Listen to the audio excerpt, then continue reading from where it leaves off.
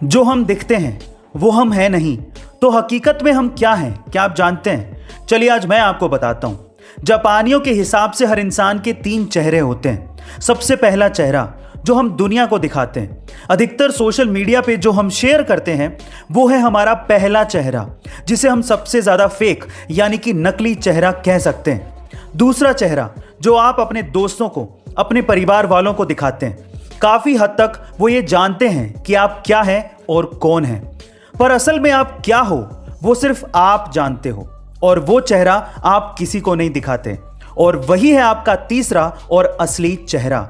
Guys, अब इस बात से कितना इत्तेफाक रखते हैं कमेंट सेक्शन में जरूर लिखिएगा। आईपीएल के इतिहास में अभी तक 19 बार हैट्रिक लग चुकी है, लेकिन क्या आपको पता है कि उन 19 हैट्रिक्स में से एक हैट्रिक हमारे हिटमैन रोहित शर्मा ने लगाई है?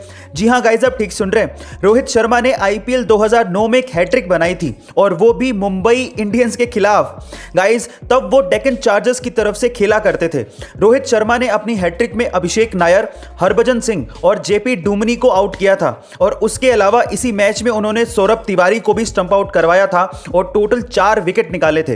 ये फैक्ट बहुत से लोग इसलिए नहीं जानते क्योंकि रोहित शर्मा 2009 में इतने फेमस नहीं थे। गाइस, अब आपको ये फैक्ट जान के कैसा लगा कमेंट सेक्शन में जरूर लिखिएगा। 15 अगस्त 2021 हमारी आजादी के 75 साल पूरे हो चुके हैं, और आज इस खास मौके पर मैं आपको अपनी जिंदगी के 3 बहुमूल्य मोती देना चाहता हूं। ऐसी 3 लाइनें जिन्होंने मेरी भी जिंदगी बदली है।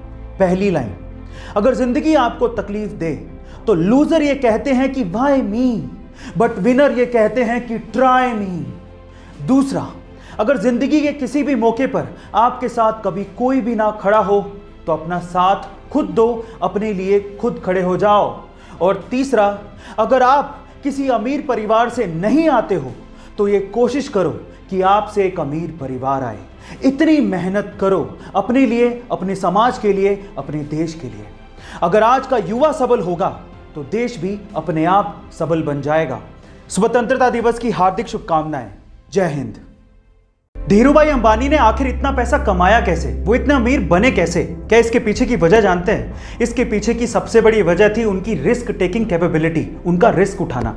चलिए मैं आपको इसका एक एग्जांपल देता हूं। उस टाइम पे इंडिया में पॉलिस्टर के कपड़ों की डिमांड बहुत ज्यादा थी, तो धीरूभाई अंबानी ने इस डिमांड को देखते हुए अपना पॉलिस्टर का व्यापार शुरू किया।